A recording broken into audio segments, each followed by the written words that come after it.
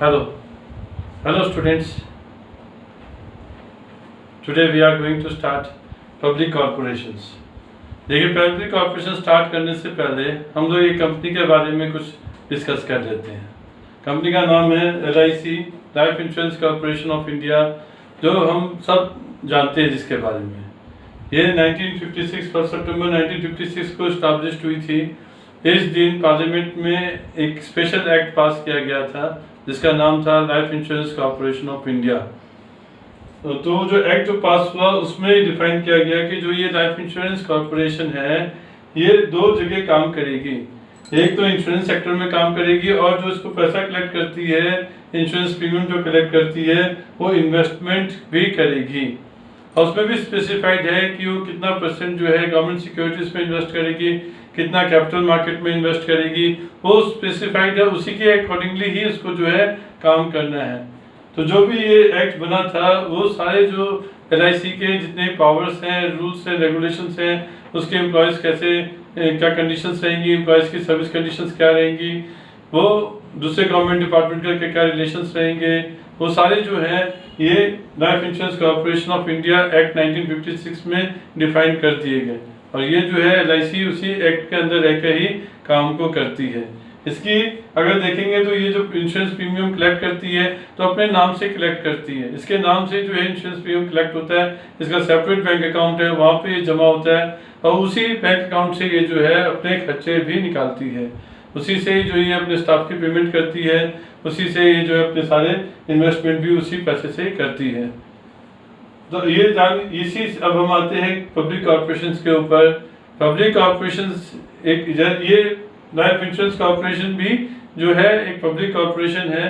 ये जो है एस्टैब्लिश्ड हुई है एक्ट से, life insurance corporation of act 1956 जो पार्लियामेंट में पास हुआ, और ये स्पेसिफाइड एरिया में काम करती है। इसके ऊपर जो रूल्स अप्लाइड होते हैं वो जो एक्ट के अंदर रूल्स हैं उसी के हिसाब से अप्लाई होते हैं। और इसकी फंडिंग अपने सोर्स से फंडिंग का अपने रेवेन्यू स्ट्रीम है जहाँ से पैसा इसके पास आता है, और इसके पास अथॉरिटी रहती है कि जो प्रॉफिट इसको होता है वो अपने पास रिटेन कर सकती है अपने बिजनेस को एक्सपेंड करने के लिए भी। अब हम यहाँ बात करते हैं स्टैट्यूटरी कॉर्पोरेशंस की। स्टैट्यूटरी कॉर्पोरेशंस एक ऑटोनोमस पब्लिक सेक्टर एंटरप्राइज है। पब्लिक सेक्टर ऑटोनोमस का मतलब है कि वो उसके अपने रूल्स एंड रेगुलेशंस हैं, गवर्नमेंट के रूल्स एंड रेगुलेशंस उस पर अप्लाई नहीं होते हैं। तो ये ऑटोनोमस पब्लिक सेक्टर एंटरप्राइज है जो कि क्रिएटेड हुआ है स्पेशल एक्ट ऑफ पार्लियामेंट से या स्टेट लेजिस्लेचर। स्टेट लेजिस्लेचर से भी कॉर्पोरेशंस की सेटअप होती है। सेंट्रल गवर्नमेंट भी सेटअप कर सकती है, स्टेट गवर्नमेंट भी सेटअप कर सकती है। और इसकी कुछ एक्टिविटीज कंडक्ट करने के लिए की जाती है, जैसे LIC इंश्योरेंस और इन्वेस्टमेंट एरिया में अपनी एक्टिविटीज को परफॉर्म करती है, वैसे ही जो पब्लिक कॉर्पोरेशंस हैं वो कुछ पार्टिकुलर एरिया में particular type of commercial activities में एंगेज्ड होते हैं। तो हम कह सकते हैं पब्लिक कॉर्पोरेशंस एक ऑटोनोमस पब्लिक सेक्टर एंटरप्राइज है created by the special act of parliament या state legislature to conduct the activities over a specified area or a particular commercial activity। अब हम आते हैं फीचर्स के बारे में। फीचर्स देखेंगे तो डेफिनेशन से ही निकल जाती है कई सारी चीजें। तो पहला जो फीचर है वो फॉर्मेशन का, कैसे फॉर्म्ड होता है। तो जो फॉर्मेशन ये फॉर्म्ड होता है, ये जब एक्ट पास करते हैं स्पेशल एक्ट पार्लियामेंट में, उससे फॉर्म्ड हो जाता है। तो फॉर्मेशन के लिए गवर्नमेंट को एक एक्ट पास करना पड़ेगा पार्लियामेंट के अंदर, उससे ये फॉर्म्ड हो जाएगी। ऑनरशिप, इसकी पूरी जो ऑनरशिप होती है 100% ऑनरशिप जो है वो गवर्नमेंट के पास रहती है। 100% ऑनरशिप गवर्नमेंट के पास रहती है। इसका जो प्रॉफिट होता है वो भी गवर्नमेंट अप्रोप्रिएट कर सकती है, और जो लॉसेस होंगे वो भी गवर्नमेंट ही बेयर करेगी। जो मैनेजमेंट है, तीसरा पॉइंट, मैनेजमेंट का मतलब है कि कैसे मैनेज किया जाएगा इन कॉर्पोरेशंस को। ये जो कॉर्पोरेशंस होते हैं इनको मैनेज करने के लिए कुछ ग्रुप ऑफ पीपल होते हैं, इनको बोलते हैं बोर्ड ऑफ डायरेक्टर्स। जो बोर्ड ऑफ डायरेक्टर्स हैं इसके जो मेंबर्स होते हैं गवर्नमेंट नॉमिनेटेड होते हैं, गवर्नमेंट ही उनको नॉमिनेट करती है। फिर फोर्थ है separate legal entity. Separate legal entity का मतलब है कि इसकी अपनी पहचान होती है, इसकी अपने नाम से इसकी पहचान होती है। जैसे LIC की, लाइफ इंश्योरेंस कॉर्पोरेशन की पहचान उसके अपने नाम से है, तो अपने नाम से सारी एक्टिविटीज करती है। वो गवर्नमेंट से अलग उसकी अपनी पहचान है। इसका मतलब है कि वो अपने नाम से कॉन्ट्रैक्ट एंटर कर सकती है, कॉन्ट्रैक्ट कर सकती है किसी के साथ, अपने नाम से जो है वो प्रॉपर्टी खरीद सकती है, अपने नाम से वो दूसरों पे केस कर सकती है, दूसरे उसके ऊपर भी केस फाइल कर सकते हैं। तो ये सेपरेट लीगल एंटिटी। नेक्स्ट है फाइनेंशियल ऑटोनॉमी। एक बार इनिशियल फंडिंग जब मिल जाती है इसको गवर्नमेंट से, तो ये गवर्नमेंट के ऊपर डिपेंड नहीं रहते आगे फंडिंग के लिए। इसका फंडिंग गवर्नमेंट के सेंट्रल बजट से नहीं मिलती है, इसके अपने सोर्स ऑफ रेवेन्यू है, इनकम स्ट्रीम है। जैसे अपने गुड्स एंड सर्विसेज बेच के जो है ये कॉर्पोरेशन अपने लिए इनकम स्ट्रीम रेवेन्यू जनरेट करते हैं। जरूरत पड़ने पर ये गवर्नमेंट से लोन ले सकते हैं, ये पब्लिक से भी लोन ले सकते हैं। नेक्स्ट है freedom from government audit and accounting rules. Government departments के ऊपर गवर्नमेंट की जो एक्टिविटीज होती है उस पर बहुत स्ट्रिक्ट अकाउंटिंग और ऑडिटिंग रूल्स अप्लाइड होते हैं।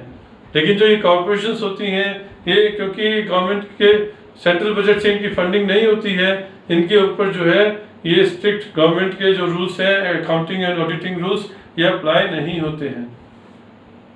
नेक्स्ट है स्टाफिंग। स्टाफिंग का मतलब है कि इनके जो एम्प्लॉयज होते हैं वो गवर्नमेंट सर्वेंट्स नहीं होते हैं, सिविल सर्वेंट्स नहीं होते हैं।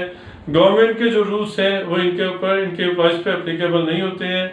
इनके जो सर्विस रूल्स हैं वो इनके एक्ट में डिफाइंड होते हैं, एक्ट के हिसाब से जो है ये इनके ऊपर एप्लीकेबल होते हैं। Next accountability. अकाउंटेबिलिटी का मतलब है कि जो इनकी फाइनेंशियल परफॉर्मेंस की जो रिपोर्ट होती है, एनुअल रिपोर्ट, वो पार्लियामेंट में सबमिट की जाती है, तो ये अकाउंटेबल हो जाते हैं पार्लियामेंट को इनडायरेक्टली। अब आते हैं मेरिट्स के बारे में। सबसे पहले मेरिट्स जो फ्लेक्सिबिलिटी का है। फ्लेक्सिबिलिटी का मतलब होता है कि इनके जो ऑपरेशंस के लिए जो ये गवर्नमेंट के जो डिपार्टमेंट है, बेसिकली जो गवर्नमेंट की बात करते हैं, जब हम गवर्नमेंट डिपार्टमेंट्स की बात करते हैं उसमें डिसीजन मेकिंग बहुत स्लो हो जाता है, बहुत रिजिड रूल्स होते हैं, वो रूल्स में मॉडिफिकेशन नहीं की जा सकती, बहुत ज़्यादा रिजिड होते हैं, जिसकी वजह से डिसीजन मेकिंग प्रोसेस काफ़ी स्लो हो जाता है। और ये जो कॉर्पोरेशंस हैं इनके ऊपर ये गवर्नमेंट के रूल्स एप्लीकेबल नहीं होते हैं, इनको जो है बहुत रिजिड रूल्स नहीं है इनके ऊपर, अननेसेसरी रेगुलेशंस भी नहीं है, तो इनके डिसीजन मेकिंग फास्ट हो जाती है, इनके पास फ्लेक्सिबिलिटी आ जाती है डिसीजन लेने में। Next autonomous setup. Autonomous setup मतलब ये है कि इनके अपने रूल्स एंड रेगुलेशंस हैं, इनको ये फ्रेम कर सकते हैं, अपने रूल्स एंड पॉलिसीज एक्ट के अंदर ही रह के फ्रेम कर सकते हैं, जिससे कि आप डिसाइड कर सकते हैं कैसे ये मैनेज्ड होंगे, इनके ऊपर गवर्नमेंट के रूल्स अप्लीकेबल नहीं होंगे। Freedom from interference. तीसरा, फ्रीडम फ्रॉम इंटरफेरेंस का मतलब है गवर्नमेंट का इंटरफेरेंस, गवर्नमेंट ऑफिशियल्स का इंटरफेरेंस, पॉलिटिशियंस का इंटरफेरेंस, और जो आपके मिनिस्टर्स होते हैं उनका इंटरफेरेंस इसके generally day to day working में नहीं करते। गवर्नमेंट इनके डे टू डे वर्किंग में इंटरफेरेंस नहीं करती है, ये डे टू डे डिसीजंस अपने आप ले सकते हैं, बोर्ड ऑफ मेंबर्स इसके डिसीजंस ले सकते हैं, गवर्नमेंट से पूछने की ज़रूरत नहीं रहती। Next accountability. अकाउंटेबिलिटी का मतलब है कि ये जो कॉर्पोरेशंस हैं ये पब्लिक के अगेंस्ट में कोई काम नहीं करते, क्योंकि इनकी जो रिपोर्ट्स हैं वो पार्लियामेंट में पेश की जाती है, ऑपरेशंस रिपोर्ट पार्लियामेंट में पेश की जाती है, और अगर ये पब्लिक के अगेंस्ट कुछ काम करेंगे तो वहाँ पे क्वेश्चंस उठाए जा सकते हैं, इसलिए उससे बचने के लिए ये पब्लिक के अगेंस्ट कोई काम नहीं करते, पब्लिक इंटरेस्ट में ही काम करते हैं, पब्लिक इंटरेस्ट के अगेंस्ट में कोई काम नहीं करते हैं।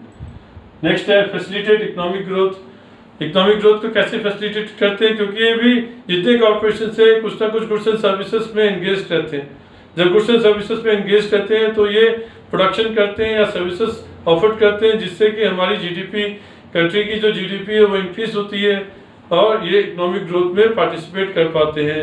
दूसरी वजह ये है कि इनके पास गवर्नमेंट की पावर होती है, गवर्नमेंट द्वारा क्रिएटेड होते हैं, ये पार्लियामेंट ने इनको क्रिएट किया है, तो फंडिंग की कोई कमी इनके पास नहीं होती है, ये गवर्नमेंट से बोरो कर सकते हैं, पब्लिक से बोरो कर सकते हैं, और जो प्राइवेट एंटरप्राइज है उसकी फ्लेक्सिबिलिटी भी इनके पास रहती है, उसका जो इनिशिएटिव होता है वो इनके पास होता है, क्योंकि गवर्नमेंट इनके डे टू डे वर्किंग में इंटरफेयर नहीं करती है, जिससे कि इकोनॉमिक ग्रोथ में हेल्प करते हैं। अब आते हैं लिमिटेशंस के ऊपर। लिमिटेशंस जो है वो एक पहला थियोरेटिकल ऑटोनॉमी, जो फर्स्ट है वो थियोरेटिकल ऑटोनॉमी है। थियोरेटिकल ऑटोनॉमी का मतलब है कि केवल ऑटोनॉमी जो मिलती है वो इनको पेपर्स में मिलती है। यहाँ देखिए मेरिट्स में ऑटोनॉमी है, लेकिन वो केवल पेपर में ही मिली है।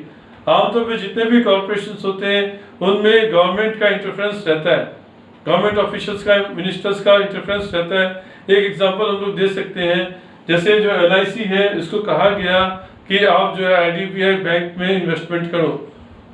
IDBI की 51% शेयर्स जो है LIC को खरीदवा दिए गए, और जिस प्राइस पे खरीदवाया वो अभी तक नहीं पहुंचा है। तो उसके काम में इंटरफेरेंस गवर्नमेंट का रहता है। भले पेपर पे हम बोले कि ऑटोनॉमी है, लेकिन गवर्नमेंट का इंटरफेरेंस इनके ऊपर रहता है। नेक्स्ट है गवर्नमेंट इंटरफेरेंस। गवर्नमेंट का इंटरफेरेंस रहेगा, उसके जहाँ भी मेजर डिसीजंस आते हैं वहाँ पे गवर्नमेंट इंटरफेयर करती है। तीसरा अनडिजायरेबल प्रैक्टिसेस, जैसे करप्शन है, वो इन कॉर्पोरेशंस में बहुत ज़्यादा होता है। करप्शन, सस्ती कम कीमत की चीज़ों को भी ज़्यादा कीमत पे खरीद लेते हैं। ये पब्लिक के साथ जब डीलिंग करते हैं तो बहुत ज़्यादा करप्शन होता है। फोर्थ है जो अपॉइंटमेंट ऑफ इनकम्पिटेंट डायरेक्टर्स, जो इनको मैनेज करते हैं। जो मैनेजमेंट है वो बोर्ड ऑफ डायरेक्टर्स जो है मैनेज किया करते हैं। बोर्ड ऑफ डायरेक्टर्स मैनेज करते हैं, इसलिए जो मेंबर्स नॉमिनेटेड होते हैं गवर्नमेंट द्वारा ही नॉमिनेटेड किए जाते हैं। गवर्नमेंट जिन मेंबर्स को नॉमिनेट करती है उनमें हो सकता है कि वो टैलेंट ना हो, ट्रेनिंग ना हो, कैपेबिलिटी ना हो कॉर्पोरेशन को मैनेज करने की। नेक्स्ट है इनएफिशिएंसी। इनएफिशिएंसी आती है इसलिए क्योंकि जो ये कॉर्पोरेशंस है बेसिकली उन एरियाज में सेटअप किए जाते हैं जहाँ पे पहले से कोई कंपटीशन नहीं होता है, तो इनको कंपटीशन फेस नहीं करना पड़ता, जिससे कि इनको अपने कॉस्ट को रिड्यूस करने के ऊपर कोई प्रेशर नहीं होता है। दूसरा, इनके ऊपर जो है ये पब्लिक वेलफेयर के लिए सेटअप किए जाते हैं। ये प्रॉफिट मैक्सिमाइजेशन का इनका मोटिव नहीं होता है, जिसकी वजह से इनके काम में इनएफिशिएंसी आ जाती है। ये कॉस्ट रिडक्शन के ऊपर ध्यान नहीं देते तो कॉस्ट बढ़ जाती है इनकी। लास्ट है इसका सुटेबिलिटी के ऊपर आते हैं, कहाँ पे सुटेबल है, कहाँ पे इन कॉर्पोरेशन को सेटअप करना चाहिए। इन कॉर्पोरेशंस को वहाँ सेटअप करती है गवर्नमेंट जहाँ पे जो है ज़्यादा फंड्स की ज़रूरत पड़ती है, बहुत ज़्यादा पैसे की ज़रूरत है, और पब्लिक सेक्टर के पास या तो प्राइवेट सेक्टर के पास या तो पैसा नहीं है या फिर वो इन्वेस्ट करने के लिए तैयार नहीं है उस सेक्टर में। वो सेक्टर नया है, नेशनल स्टेज पे है, उसमें ग्रोथ की बहुत संभावना है, लेकिन अभी कोई तैयार नहीं है उसमें पैसा डालने के लिए, और बहुत ज़्यादा फंड्स की ज़रूरत है। वहाँ पर जो है गए सेटअप किए जाते हैं। दूसरा, उस एरियाज में भी सेटअप कर सकते हैं जहाँ पे अगर प्राइवेट सेक्टर आएगा तो वो पब्लिक को ज़्यादा पैसे चार्ज कर सकता है, एक्सप्लॉयटेशन कर सकता है पब्लिक का। तो पब्लिक का एक्सप्लॉयटेशन बचाने के लिए भी जो है गवर्नमेंट उस एरिया में पब्लिक कॉर्पोरेशन सेटअप करती है। थैंक यू स्टूडेंट, हमारा ये खत्म होता है आज का topic. Thank you very much.